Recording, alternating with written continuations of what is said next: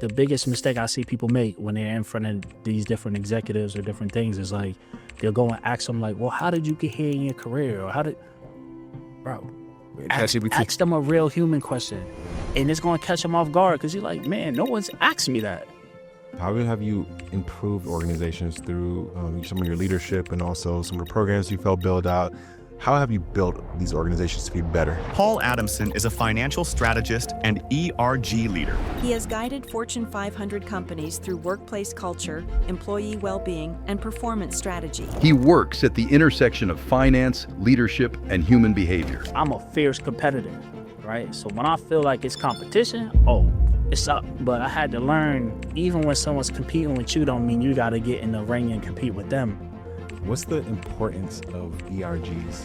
There's no difference between relationship building for personal use and relationship building for business use, right? They always tell you business isn't personal, but then at the same time, they tell you it's not who you know, it's who knows you. All of those things are personal, so how can those things not be the same? So when you think about creating that company culture, like the real culture of the company, it's how the people interact with each other, right? It's that conversation about the locker room. How do you build relationships that lead to bigger opportunities, but also long-lasting? That's why I say it's about strategy. But some people... In your experience, what's one leadership behavior that organizations undervalue the most? I would say the ability for employees to really tell the truth. So we always say feedback is a gift, but when you hear something you don't like to hear, especially in a format that you don't like to hear it from, you don't really lean into it as much as you should. So a lot of the employees who may come off as complaining or disgruntled are the people probably really giving you those insights that you really need. And there's a lot of people in between senior leadership in the front lines who are going to massage a lot of this truths and tell you it in a way that, allows you to receive it a little bit better, but that's a nice way of saying they just telling you what you want to hear versus what you need to hear. Who's Paul Adamson? I'm just a guy, right? It's the easiest way to say it. Just a guy who does a lot of cool things and been blessed to be in a lot of great positions. And for some reason, people come and gravitate towards me, and I'm able to influence and build relationships that drive results. And shout out to my mentor, Joe Briggs, for opening up that pathway for me. But I'm nobody special. I'm just a guy who works hard and do a couple cool things. Hopefully we get to talk about some of those. 1,000%. We go dive in. Like I know, we got a chance to meet, and immediately as we met, like I was like, man, this dude, he's different. He moves differently. He's about networking. He's about relationships, and you know how to build them. You're just the natural networker, which a lot of people aren't good at. Yeah. So when it comes to like just the relationships you build over time, we're gonna get into the financial stuff because you definitely like have had an amazing career in that. But like dive into like when you're building relationships, how should relationships be built in corporate and even outside of corporate, just naturally? Even you can let some entrepreneurs know this too. How do you build relationships that lead to bigger opportunities, but also long lasting? Yeah, you just gotta be authentic, right? And everybody says bring your authentic self to work. Most people don't do that. So the me you see at corporate, the me you see when I was in operations, the me you see inside of work, outside of work is the same me. Even from the way I talk to the way I move, the way I dress, you just gotta be yourself. And people will respect realness over time.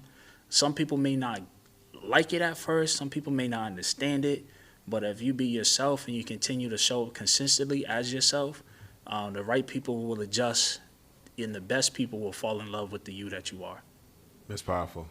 When it comes to like your financial strategy background, tell us a little bit about how'd you get into the financial industry.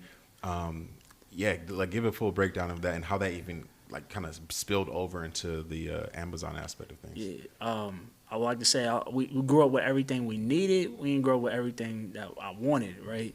And when I got to college, I actually was supposed to be a computer science major, but it wasn't financial. So that means I was about to get kicked out of school because we didn't have enough money to actually keep me in there. And this was 2008 during the financial crisis. My dad, love my dad, hardworking person. Mom, stay-at-home mom. Dad was a janitor in the projects in Boston Housing for 40 plus years until he retired. Couldn't afford a loan, so what I did was try to figure out a way to stay in school.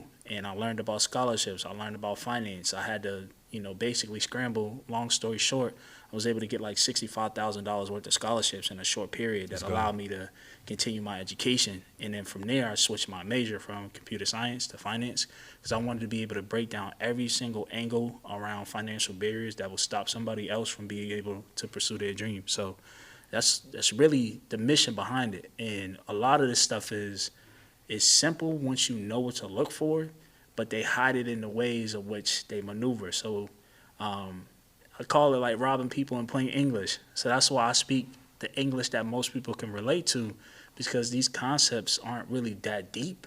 It's just you have to know the strategy and the game that's being played. And if I can equip you with the rules and I can set you up with the right motifs and the right thought processes, I think everybody could succeed. Like I said, I'm just a guy. So if I can do it, y'all can do it. Powerful. Okay, 1 second. I'm gonna make sure to give you my phone so you can get some BTS content as well as we go. Make sure I shut this off. Do not disturb it because I don't like dinner. Appreciate you. Yeah, where you guys? All right, I'm gonna lead off with where you. Video. Yeah, only video. Yep. For him, and I'm gonna lead right off of what you just said.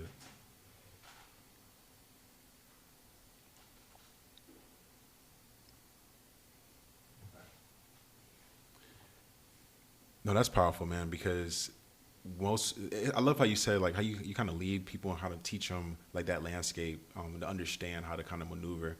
That and real humble, you're a real humble dude. And I love that about you. You're just down to earth dude. But like, no, I see you as someone that like, you really do lead folks. Like you give great advice, by the way, too. A lot of wisdom instilled in you that I can see like God's put in you, and like that, and you do it genuinely, where you have a good heart about it, and that's what I truly love about you, honestly. And as we've met as friends, because you really want to help people, guide them, and you're like, it's like, hey, when you go, like, all right, I taught you, now go ahead, you got to do your thing, you got to make connections with stuff, but like, here's how you maneuver through these pathways, because if you try to do it, like the more gritty way, like you can't bring your football pads on the field into the locker room. Sometimes you need to, right? And like, there's different, that's why I say it's about strategy, because some people I've had to be like button heads with, right? Other people, what they need, and you might have to handhold other people. It's like being a coach. So like, you can't treat every player the same. Right. And sometimes you gotta come in there and light a fire behind some people to move. So there's engaging, there's resisting, there's different strategies, but like, you gotta know how to push buttons. I say coaching is like the positive side of manipulation. I'm trying to make you think something that you may not think of yourself to get to where you need to go to. Sometimes you gotta be Bill Belichick. Sometimes you gotta be Pete Carroll. Sometimes you gotta, I call it like being a player's coach versus being like a systems coach. Sometimes you gotta be no nonsense. So like, you still gotta be yourself and all of that. And then people, again, it goes back to that authenticity piece. Like, if you really showing up the right way, especially when it don't benefit you, and that's when you get frustrated. Like, if you can still push through and help people even when they do the stuff you don't like, that's what true leadership is. And also, I think that's kind of what like true manhood is. So really being able to do what you know morally is right, despite whatever the principles or the guidance may say. You got to do what you know to be true, not what you think. That's good. Honestly, yeah, because you really got to, I love what you said that, like what you know to be true, not what you think. Yeah, like you got to really sit down and stick to the foundation versus going what the world says all the time and getting caught up in that. I appreciate you on that. When it comes to organizations, what's the importance of ERGs? I think they're the lifeblood, right? So when you think about creating that company culture, like the real culture of the company, it's not based in whatever tenets they put up there or the mission and vision that they write and put on the website. It's how the people interact with each other, right? It's that conversation about the locker room. It's the water cooler conversations. It's the way that they engage outside of work. It's the relationships that the people build cross-functionally, right? It's, do I want to go to this department and actually interact with them in a way that allows us to bring more profitability and scalability to the business because we actually like the stuff that we do? Or if we don't like the stuff that we do together, at least we got these bonding memories and experiences that allow us to keep showing up to the fight, right? So like, these organizations are, I think, underutilized in terms of the ways that they should be positioned, but also I think in some instances on the negative side, they get manipulated to actually become an extension of this overarching corporate strategy that doesn't really connect to what the people need. So it's just finding a balance between utilizing them as like a weapon, which a lot of people do, versus like empowering them to create the engagement and the connectivity that you want that ultimately makes people want to stay. Because money aside, right, the only differentiator between, you know, let's call it like the big tech companies, they all pay the same. The job titles are the same. They all giving you free perks and snacks. It's like, do I like being here? Right. If you're a top tier talent, right? So like, you got to make spaces where people like to show up to work and like to do these things. And a lot of this stuff, it don't cost no money to show love. Right. And that's why I think the importance of these organizations are. It's probably the only space in a company where you can organically and genuinely show love, because everything else is performance driven. So you're really like showing up, and like it gives opportunity for folks to even show up as their authentic self even more in those spaces versus like you're locked in on the computer and you're like, okay, gotta hit these KPIs, I gotta be locked in and hit these numbers or do this particular job to keep my job. So like it kind of helps open up that space, and even for leadership to see like, oh, this is like they're a human and not just a robot almost in their head. Like, it gives them a chance to actually experience the company culture. So a lot of times as an executive, you put on display. People don't want to interact with you. They want to interact with the idea of you. Or you're getting treated like a celebrity. So imagine you know, the CEO of XYZ company, and the employees don't even really know nothing about you. And you have to come out and take 1,000 pictures, shake 1,000 hands, right? Which for most people, we don't really look at that outside experience as to like how dehumanizing that is. Like, yo, he wants to eat food just like everybody else. Right. Y'all get to go eat food after you took this picture. This person has to stand for 8 hours and smile the whole time. So like creating spaces where they can be executives and be human. It's stuff like that, right? So nobody looks at it from both ends of the spectrum. So like that's why in the middle point, as like a really great ERG leader, or even just anybody who's working in like employee wellness and employee relations, it's really just creating more spaces for people to be human. And it allows them to connect, like you said. It allows them, be human and just connect. Yeah. I know what you mean with that, because sometimes, and it's also the idea too. Like, I'm in corporate, I'm in tech. I need to be this way because, again, like I just think of it like the world says. Like, as an NFL player, you need to pull up in a car that's customizable in the parking lot. Like, you need to do that. That's like what the world says. But then, like, I was like, I just rather let me just pull up with my Cobalt from college. I don't care. Like, Exactly. I don't care. I just want to eat a couple slices of pizza, watch the game like everybody else. I just want to be regular. I don't want to answer no questions right now. Right. I want to be put on display, right? So it's about creating vibes and spaces where they can do that. Or sometimes they want to be fans, right? So, like, I know you dealt with it being an athlete. It's like athletes and entertainers all like or covet the other person's life. It's the same thing with, like, executives and frontline workers, right? Like, the burden of expectation, the pressures, X, Y, and Z. So when you put these people together in genuine spaces where they can actually interact on, like, a peer-to-peer level, like, outside of job title and resources, like man-to-man, woman-to-woman, person-to-person, that's where you start to get those real values. And that's when, you know, to the first question you asked me about employees telling the truth, this is where you get those real conversations where somebody be like, you know what, this is actually what's going on. Right. And then you be surprised, a lot of these executives never know that. They're like, what? And it's not them being fake. They really don't know, because the reports get synthesized by the time they get up to their level, because everybody's trying to look good. Right, that's true. but then they may actually create some changes. So I see some executives, based on just regular human interaction, have some great conversations, and people be put in positions to actually make and affect change that affects millions of people. So you never know what you actually can do until you actually put these people in these spaces, and the multiplier effect is unlimited.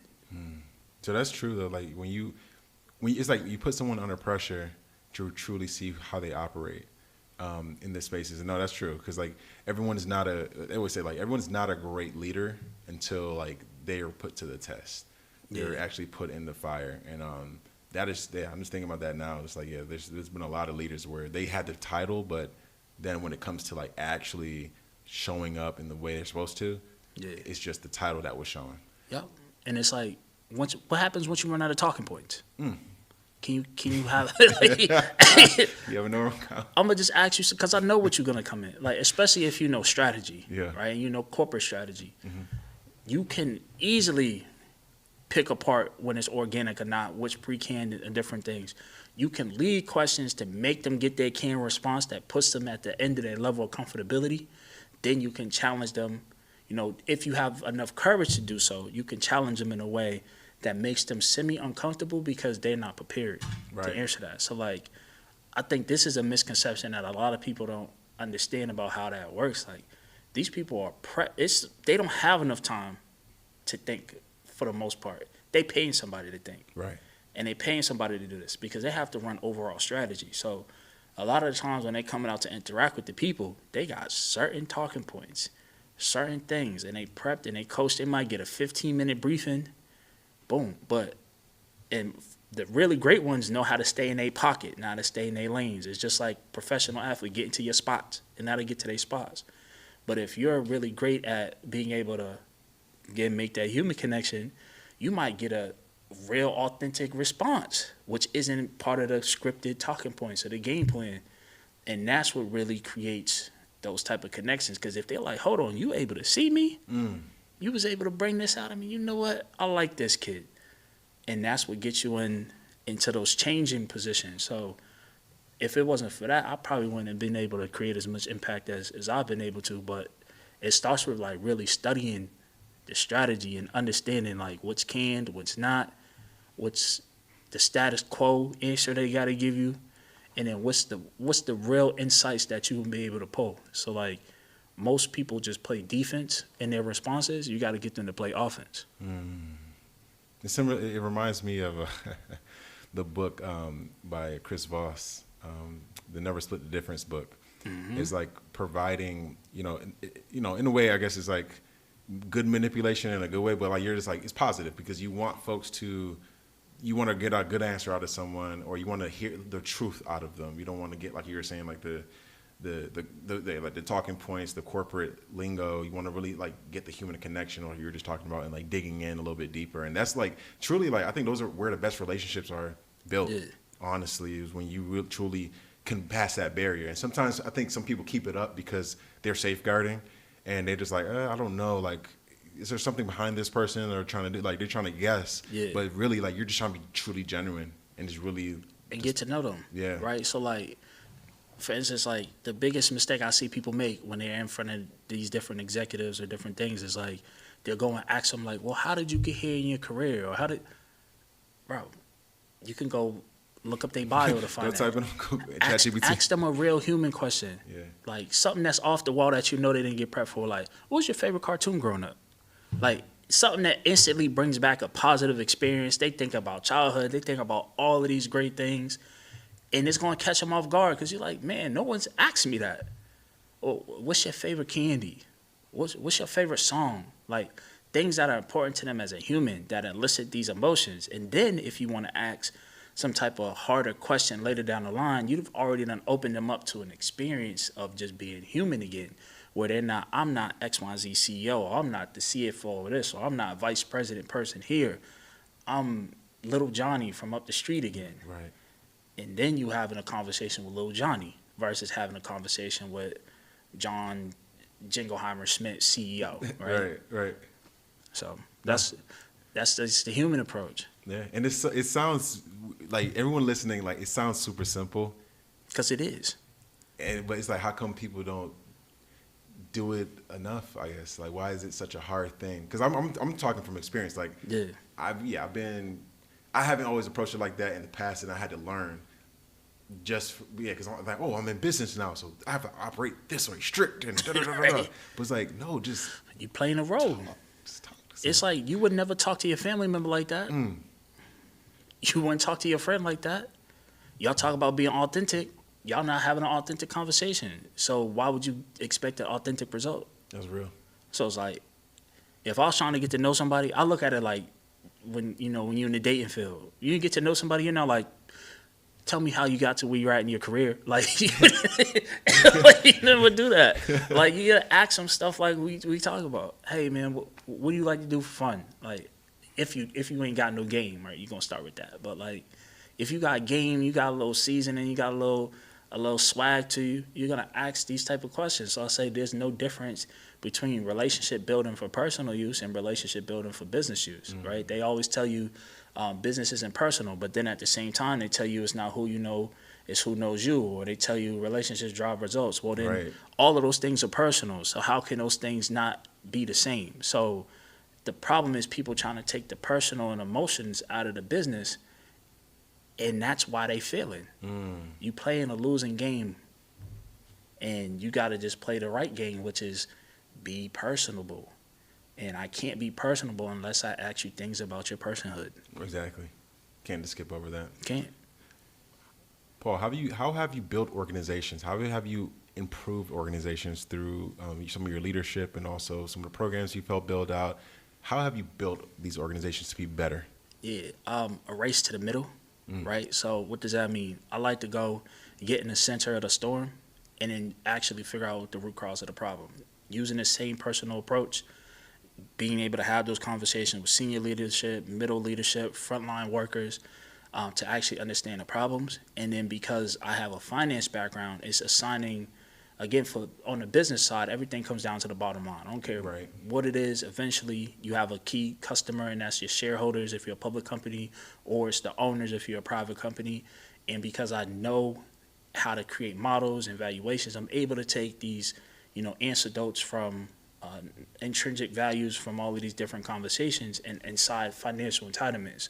So I can quantify what this impact will be in terms of a dollar value. And then I'm able to use the strategy and my engagement expertise to bring people together for a common result. And then I create and empower the people to execute it without me, because a true leader and a true coach, your whole job is to create other great people like you. So you're not really great until you can say, you know what, I gave this person a style, they can run with it. Even if they don't like you afterwards, they can't say you didn't help them, right? And that's kind of the way I look at it. So I'm from New England, so I grew up in Boston. I'm big Bill Belichick. I was about to say, Belichick. Bill Belichick's my GOAT. I love Tom Brady, but for me it's Bill. It's Bill. It's Yeah. the system. Uncle It's the Bill. things.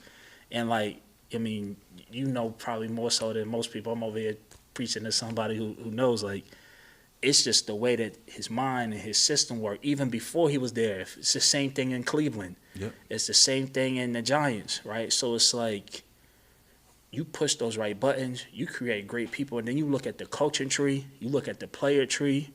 You could say whatever you want to say about him as a person, but as a coach and a strategist, besides what's happening at UNC right now, you can see the impact. And that's all I ever wanted to be like. I wanted to be like the coach, or like the rapper CEOs, right? You look at the Birdmans, you look at the Master P's, right? I look at the things that they did to put people and create new stars, right? No Limit came out with an album every month when I was a kid. And it was who is these people? You making brands, you making people, you making greatness. May not have been the best artist, but you created a momentum and a wave that allowed these people to go and create their own things. And then you teach people the business, so that way it's I'm not holding back no game. Exactly. Yeah. You opening I'm up. giving the game. That's good. That's good. So let's shift gears. When you got into the financial aspect of things, how have you created programs to help others in their companies and just financial literacy? How have you helped educate people in this space, and what are you doing to expand it? Like, what are you doing within this space? Yeah, man, a lot. So, again, pulling on the Master P thing. If something that I haven't done, please let me know, right? So, was able to be help an assistant professor of entrepreneurship at Morehouse for a year. Shout out to Professor Lavanya Jones. So I was able to be in that classroom, right? Helping out at the Russell Center for Entrepreneurs and really creating strategy and content. My current role, I lead supplier development and readiness for a pretty large tech firm, and being able to create those pathways for those businesses. I actually took over one of the improvement processes for the payment terms that allows businesses to get accelerated capital and get paid faster than your standard, kind of 90-day holds that they have on payment. For the employees, I actually created one of the co-creators of our first internal employee business grant, being able to show them a strategy of like why investing in employee businesses creates financial return for the company. Wow. Created business fair expos, and of course taught numerous sessions on financial literacy, budget, and strategy. I volunteered for about 3 years intentionally around women-owned businesses, because I felt like at the time, especially for women of color businesses, they had the momentum and the wave that unfortunately us as men weren't up to the par to really champion the cause and the momentums that we needed to. I served as a business coach for over, about 1,000 businesses. I probably gave about 2,000 hours over the last 5 years, like to strategy and connections, even, stuff like we talk about, like, hey, like here's a play, here's a strategy, here's the connections, here's how you grow your business, here's how you build a relationship. And if you do these things, if I can influence, I'll help give you an opportunity, a platform, and maybe can get you in the system to create your first, corporate strategy event. So it's stuff like that. But it all boils down to just being like genuine with my gift. So I'm able to really understand the big level concepts, put it in regular people's English, and be able to like still tell the story through the numbers. Right. So that's all I'm doing, is teaching people how to do the same for themselves. And you feel, like you said, you put a lot of hours in and impacted so many different people. What's your long-term goal with this? Where are you looking to take this? If you're able to share with us, because I see that you put a lot of work in. You love helping others in this space. What's next, or what's the future for Paul Adamson? The future is what I'm doing now, right? So I actually started a company called 247K. Most of the stuff, like, I end up just giving away pro bono, because I see that the clients that I would have as clients actually probably couldn't afford the services in the first place. That's why they need my help. So it's doing more of that financial strategy at scale, and being able to help people get through their different financial points. So what I like to say is, whether you're going from paycheck to paycheck, or you're a company that's going from startup to scaling to enterprise, like, you just need strategy, you need advice, and who better to give it to you than somebody who's been in pretty every operational or financial role for, some of the largest names in the game of business. So that's what's next. Doing more of the same, maybe retiring early so I can go and do this full time. But like I said, I'm in one of the best positions to do what I actually love to do, and I literally get paid to help other people grow and develop in this kind of space. So just more impactful things that I'm doing now, and just being able to share it more broadly. When it comes to, that's a beautiful vision, like being able to share it more broadly and be able to expand it into different spaces. When it comes to like your mindset on right now where you're at, how are you helping like your peers currently, if it's in the organization, to help them, like how are you like helping everyone internally level up in the organization, through, if it's financially or if it's like even through like the different programs you help create?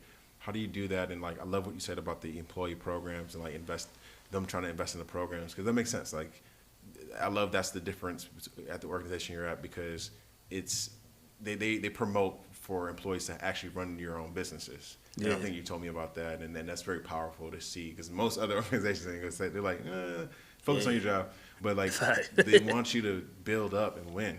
So tell us about that, and even shift that for entrepreneurs as well too, like as you're building your businesses, some major areas to focus on as well. Got you. So like came up with this thing called like enduring legacy programs. So knowing that ultimately your job is to build systems, build up people, and then leave it for the next people to carry forward. Like 2 years ago, before we even started in our global ERG president role, I already knew what the exit was going to be.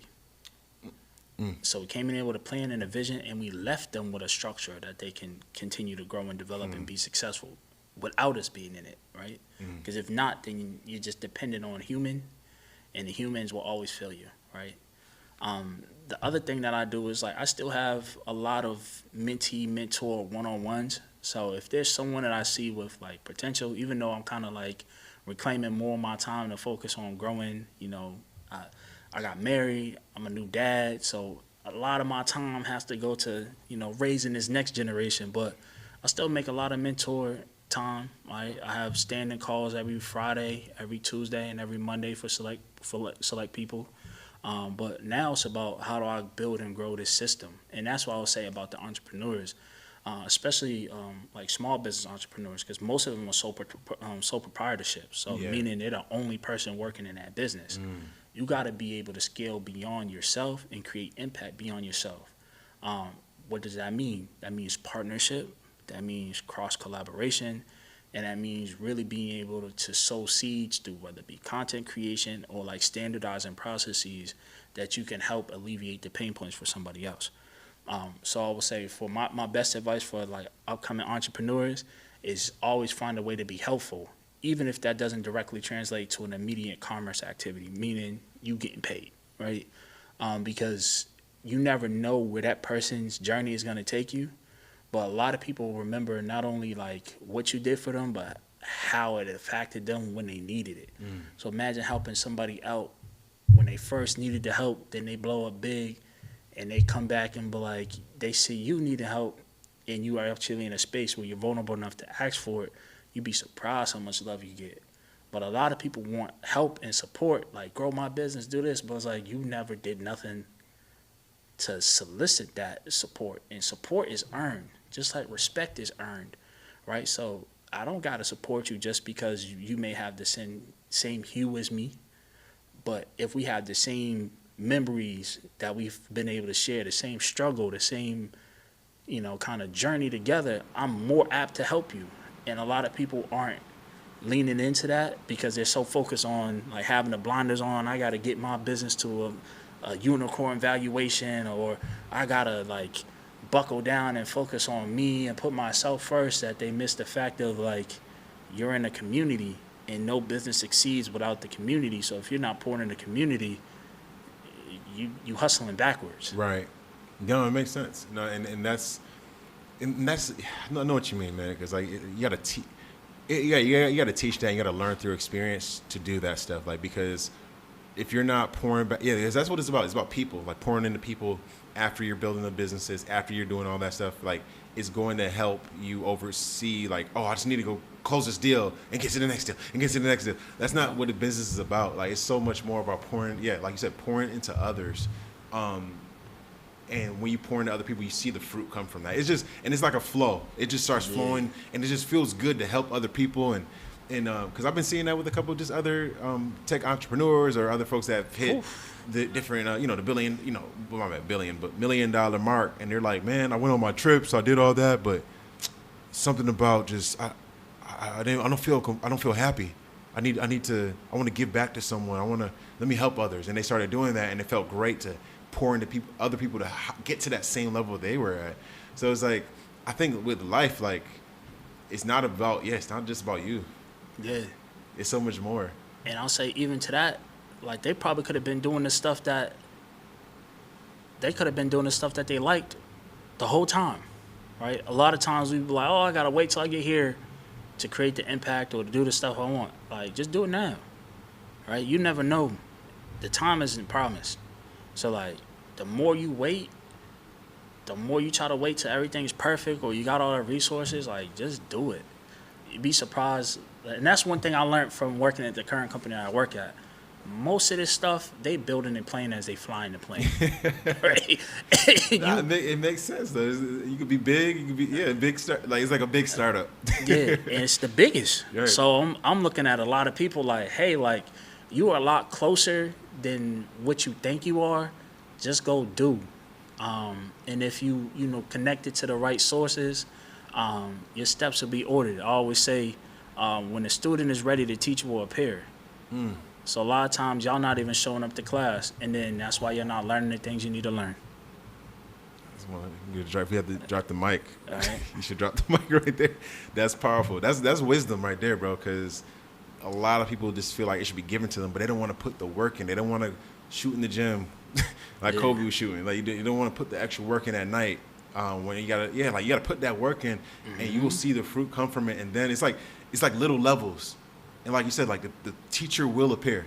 Yeah. That's so true. That's a great comment. And a lot of this isn't even physical. Like with myself, right? Having my son change my approach, because I had to do a lot of like inward stuff, because like I'm a fierce competitor, right? So when I feel like it's competition, it's up. But I had to learn, even when someone's competing with you, don't mean you got to get in the ring and compete with them, right? And that allows me to have more grace, to have more empathy in the way that I even approach the game. Because let's be honest, corporate America is a game. Yeah. And there's rules of engagement, but you could also play the game with your own style, right?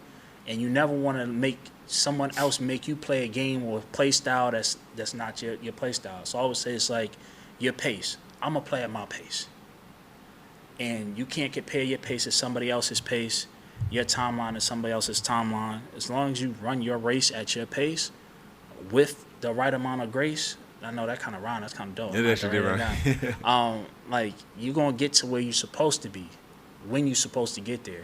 And you just got to submit, because it's not based on your timing. It's a different timing, right? That is true. Yeah, and that's the thing. Like sometimes we want to force it, and we're not ready yet, and we can actually screw it up for ourselves. But it's like God will like give us that time and that grace, because sometimes we be like, oh, I'm ready.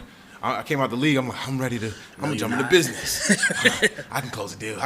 And it's like, cool. I got my my first company like closed like a $5,000 conference deal. We did marketing and videos and stuff. And I'm like, oh, like this, this is great. This is big, Yeah. But at the time, I'm like, as I started to grow it, it's like I started to do things that were kind of out of character, and I was like, I got humbled a couple times to really get myself to be the right person. So it's like you got to go through those steps to really like guide you to be where formed to the right entrepreneur or corporate leader to be the best you can be. 100%, bro. Like, you'd be surprised how many people I call it like jump off the porch too early. It's like you probably shouldn't have quit that job yet. That revenue stream isn't really that sustainable, right? Or you had a couple good years, but look at the conditions. It was COVID, it was this. Now that we on the other side of these things, where are you at? Or you had a social-based type of marketing strategy, which these social conditions and the political climate has changed, which is no longer advantageous for your business, right? These are things when you think about longevity, you think about the strategy, when you think about getting humbled because you jumped off too quick. These are the things that like people need that guidance and that strategy for. And unfortunately, with the ability to have instantaneous success or popularity and fame, like you can go viral for anything tomorrow. Right, you can. And your business could be booming. And then next month you out of style. So it's like, how do you create things that are lasting? And it all goes back to that genuineness. And even just as entrepreneurs, right? Like, how does your business connect to the story in the journey of your direct consumer? How are you actually impacting them? How are you creating, engagement with them that makes them want to repeat and have a relationship? So that's all it's about, whether it be corporate business, whether it be person-to-person business, whether it be, B2B. It's the same strategy. We just overthink it. And it's just like, take it back to dating. How you dating? What's your game like? And if your game isn't good, get with your friends, recalibrate, right. figure out what it is. But it's a numbers game, and you got to just keep repetitively getting better until eventually you find that one, if that's what you choose to do. And then you'll see exactly how it happens when you're committed to that one thing and how fruitful it can be. That's good. Wisdom from Paul Adamson, yeah. Nah, that's powerful, bro. It's well needed because, like, yeah, sometimes folks don't commit and they kind of bounce around and like, oh, it didn't work. It's like all you got to do is stay a little longer, work it out, talk it out, work on yourself to see the fruit come from it. So, so I got a couple more questions to ask you. It has to do with like tech. Okay. You know, what trends in tech and leadership, you know, and also like in the operational realm. Let's dive into AI in there too. Let's sprinkle some AI in there. Yeah. But what excites you, you know, in the next 3 to 5 years about all those spaces? What excites me and what scares me is the same thing, right? It's the ability to scale faster, right? So, you know, beforehand, like just to think about communicating with people, right? You'd have to come down, write an engagement strategy, write all of the different things, say it in the right tone of voice. It might take a whole bunch of people, a whole bunch of time for you to do that effectively. Now, you can do that with the right prompts, the right tools, boom, have the prompt spit out a whole script for you, and then you could take that script, throw it in another, you know, tool and get the PowerPoint, have that be animated. Now you got presentation, you got stuff, you got a whole content catalog, a whole strategy. You can even create the merch. Like, you can create a whole enterprise in a day, right? So that's what's exciting. But on the bad side, it allows people to fake the pieces. So, like, you can also be a fake person and show up as genuine because you're able to copy the things and say the right things until people get in space with you. So, no matter what technology comes across, the greatest invention ever is the human being. So once you get human to human, you'll see the difference between what's real and what's fake, right? I'll use, like, you know, the concert example, right? You might have 1 billion streams because you use technology, marketing in the right place. How many people showing up to your concert? What happens when your song no longer becomes the #1 in the country, and the only way you really eat is not off of those residuals, is off of your ability to tour, and no one buying tickets?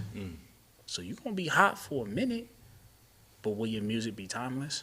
Will they still show up? Will they support you? Will they buy your catalog? Will they buy your merch?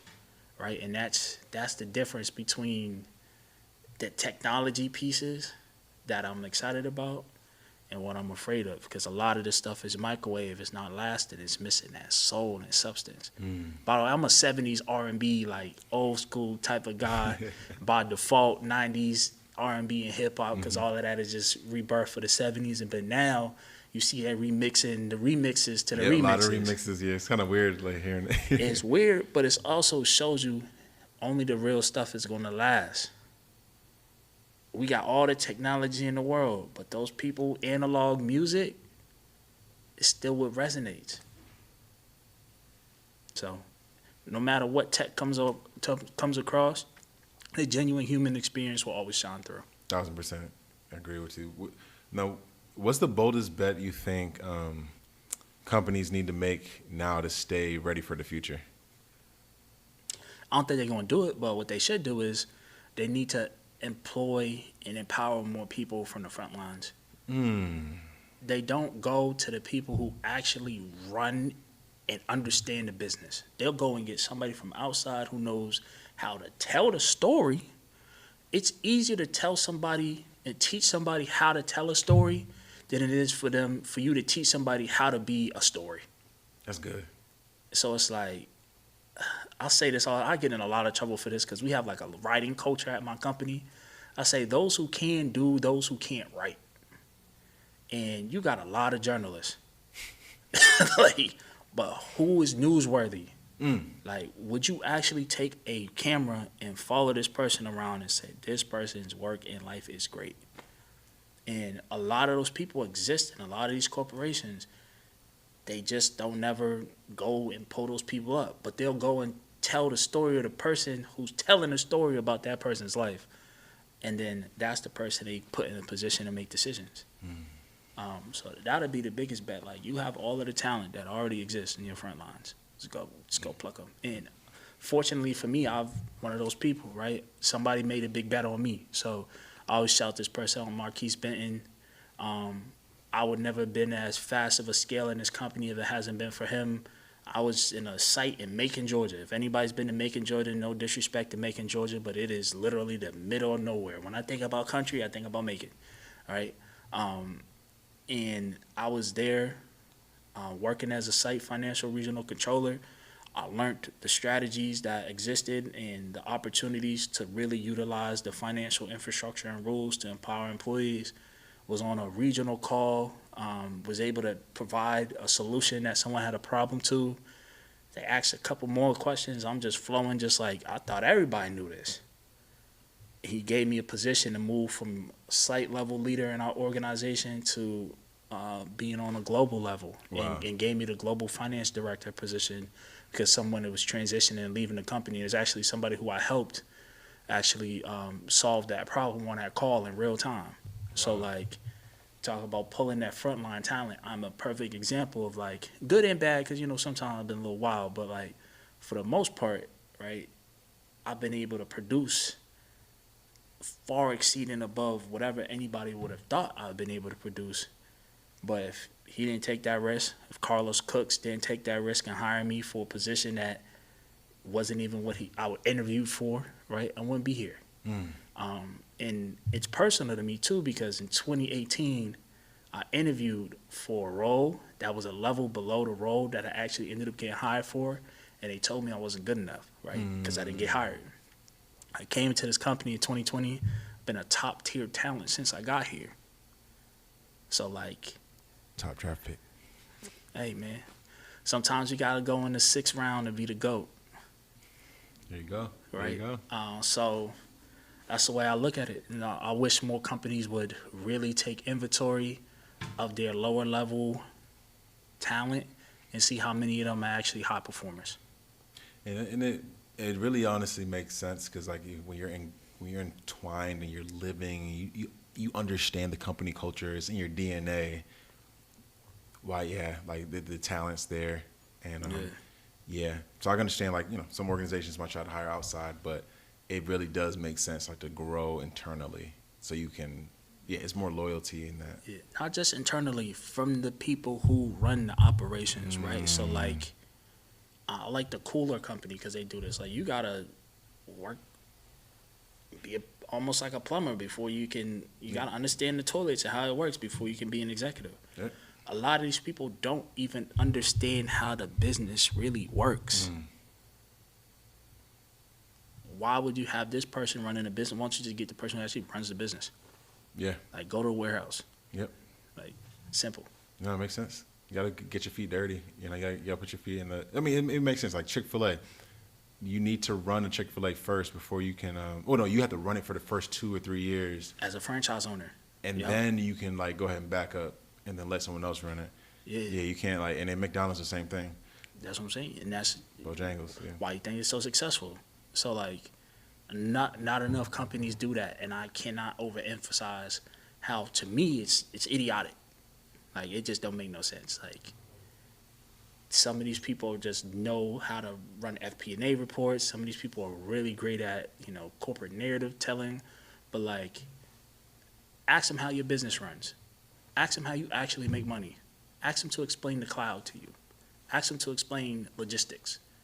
Ask them to explain how a truckload gets moved, right? And this is at, you know, largest company in the world. They couldn't tell you how it works.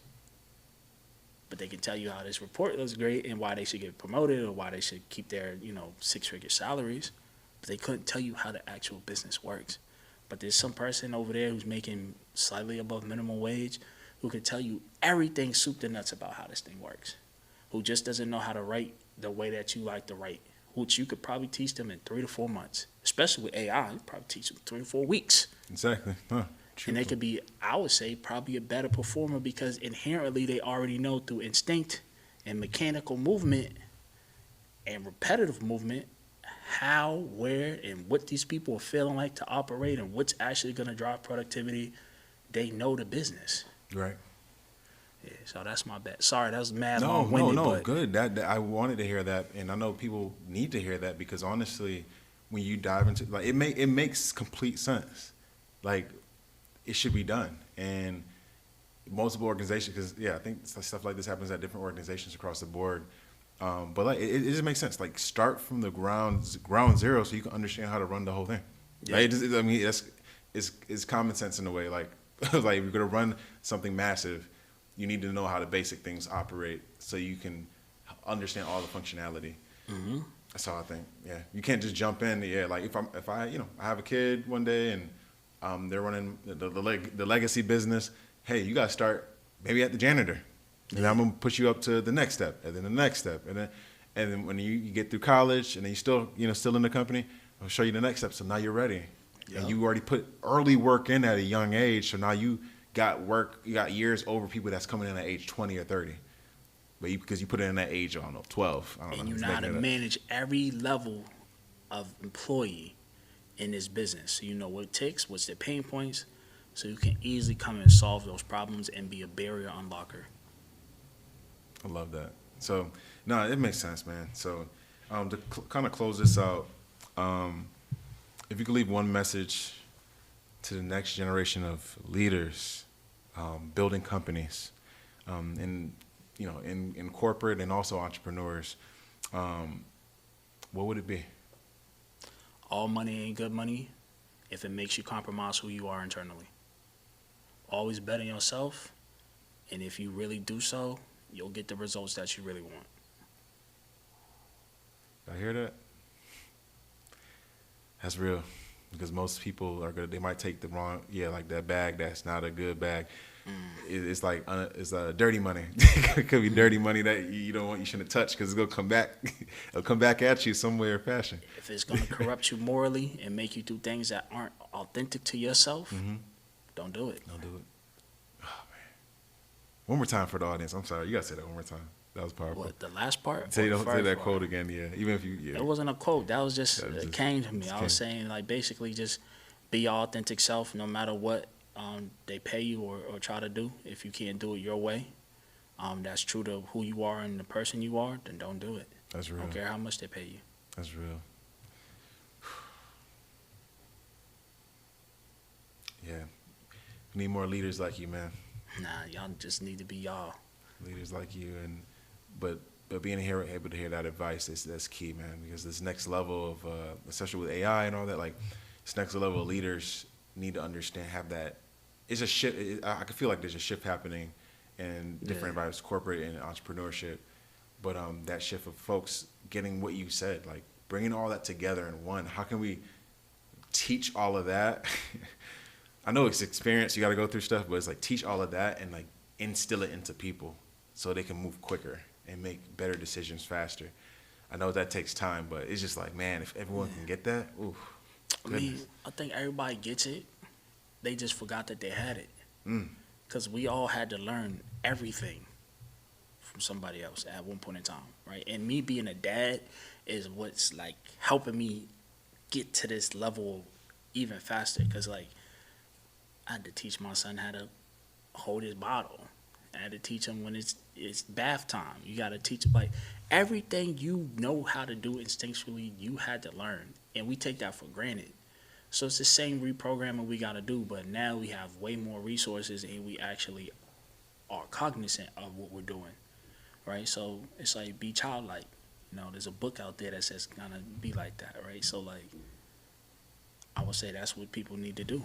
And if they do it with good intentions and with trust, then they'll be able to get the results they want. But not enough people are being childlike enough to that way they can look at themselves, be retrospective and introspective, and like look back at their past mistakes and say, you know what, here's what I could have did better. Here's what I'm gonna do better. And then humble themselves and say, like, hey, here's the help I need, and here's the help I'm willing to give you so you can give me the help I need.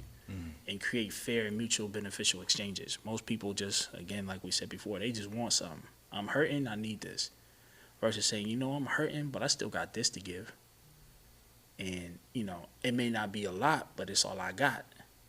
Can you help me? And you'd be surprised, right?